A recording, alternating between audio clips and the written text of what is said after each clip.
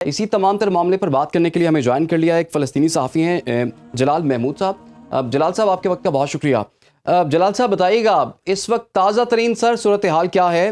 جنگ جو ہے وہ کس لیول پہ اس وقت پہنچی ہوئی ہے؟ کتنی تباہی ہو چکی ہے؟ جنگ بندی کے کتنے امکانات دیکھ رہے ہیں آپ؟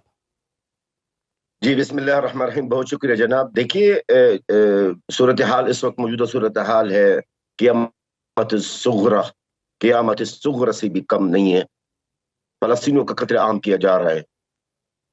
ہسپتال پہ بمباری کیا جا رہا، اسکولز بھی بمباری کیا جا رہا. جہاں لوگوں نے پناہ لیے ہیں وہاں پر بھی بمباری کیا جا رہا ہے. تقریباً آپ یہ سمجھ لے اس وقت 12,000 کے قریب شہید ہو چکے ہیں. تقریباً 50,000 زخمی ہیں.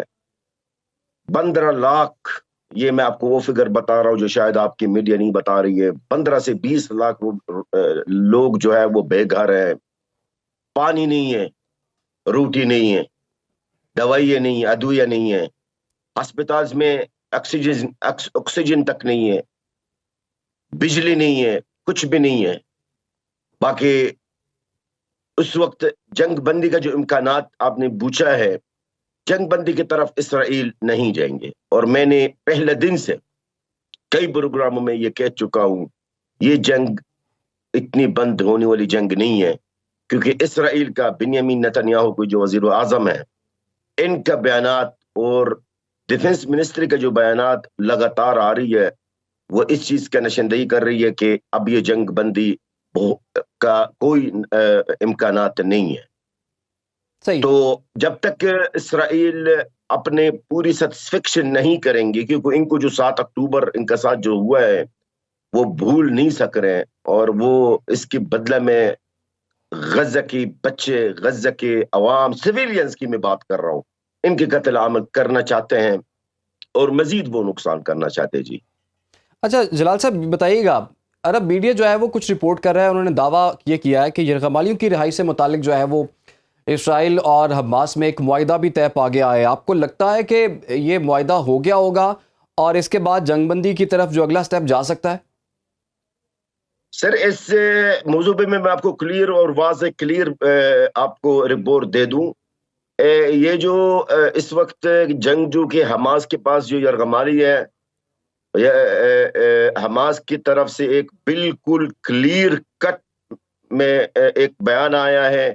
انہوں نے اپنے بیان میں کہا ہے کہ دیکھیں ہمارے فلسطینی بزرگ قیدی آپ کے پاس ہیں، آپ کی بزرگ قیدی بھی ہمارے پاس ہے. ہماری فلسطینی خواتین آپ کے پاس ہے، آپ کی بھی خواتین ہمارے پاس ہے. ہمارے جنگجو آپ کے پاس ہے، آپ کی فوجی بھی ہمارے پاس ہے. تو اگر قیدیوں کا تبادلہ ہوگا تو اس پیس پر ہوگا، لو اور دو.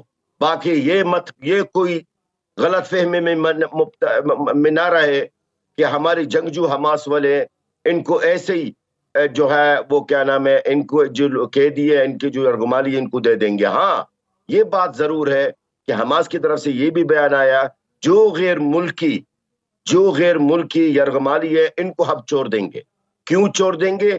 اس لیے حماس کا یہ الفاظ ہے کہ ہمارا جو دشمن ہے، ہمارا جو لڑائی ہے وہ صرف اور صرف اسرائیل کے ساتھ ہے اور کسی کے ساتھ نہیں ہے. جی ٹھیک ہے سر، یہ جو OIC کا اجلاس کل ہو رہا ہے اس سے بڑی امیدیں بھی اب بستہ ہیں، سربراہان مملکت بھی وہاں پر پہنچ چکے ہیں. ہم کیا امید رکھیں OIC کے اس اجلاس سے؟ کیونکہ مذمتیں تو ہم نے دیکھ لیں، تقاریر بھی ہم نے سن لیں اور جنگ بندی کا مطالبہ بھی ہم نے دیکھ لیا، لیکن ہوا کچھ نہیں سر. تو کیا ہم یہ ایکسپیکٹ کریں کہ یہ عملی طور پر جنگ میں شامل ہونے کی طرف کوئی بات جائے گی، یا عملی طور پر اکنامک بائیکاٹ جس کا آپ نے ذکر کیا تھا اس طرف جا رہا ہے معاملہ، یا پھر میوچل ڈیفنس سسٹم اس کو یوز کرتے ہوئے اس جنگ کو روکا جائے یا فلسطینیوں کی مدد کی جائے؟ سر میں آپ کا اس سوال کا بڑا مختصر جواب دوں گا. پچھلی جنگ میں جو 2-2.5 سال پہلی جنگ اور ابھی جو جنگ، تقریباً میری معزز پاکستانی میڈیا میں میری پروگرامز اور انٹرویوز کوئی 300-400 ہو چکے ہوں گے، اور میرے ایک ہی الفاظ ہمیشہ وہ یہ ہے کہ OIC ناکام. OIC سے غزہ، میں غزہ کا ہوں، میں شہید کا اولاد ہوں، میرے اپنے گھر کے لوگ ہیں، 41 لوگ شہید ہوئے ہیں۔ OIC کی طرف سے ہمیں امید زیرو۔ OIC کچھ نہیں کرے گا اور نہ ہی کچھ کر سکتے ہیں۔ OIC کی طرف سے صرف بیان آئے گا، آپ میری بات آج یاد رکھیے گا، جو بھی OIC صرف بیانات ہوگا OIC کی طرف سے مذمتی ہوگی اور کچھ بھی نہیں ہے۔ OIC میں اتنے، میں تو ہمیشہ یہی کہتا ہوں، اس OIC کو تحلیل کرے تو بہتر ہے، کیونکہ OIC فلسطینی بچے، فلسطینی خواتین، فلسطینی معصوم بزرگوں کو بچانا میں ناکام ہوا تو کیا کرے گا؟ OIC کی طرف سے جو آئے گا وہ ابھی سے آپ کو بتا دو، پہلے سے آپ کو بتا دو، اور ابھی جو چل رہا ہے سعودی عرب کے اندر ہے ابھی بھی آپ کو بتا دو، صرف بیانات آئے گی، صرف مذمت آئے گی اور کچھ بھی نہیں ہوگا۔ OIC سے آج میں آپ کی غزہ کے عوام کے میں ترجمانی کر رہا ہوں، میں جلال محمود، میں غزہ کے عوام، ہمیں امید بالکل زیرو، ہمیں کوئی امید نہیں ہے۔ میں آپ کے توسط سے تمام عالم اسلام دنیا کو میں یہ بتانا چاہتا ہوں، شرم آنا چاہیے، شرم آنا چاہیے سب کو۔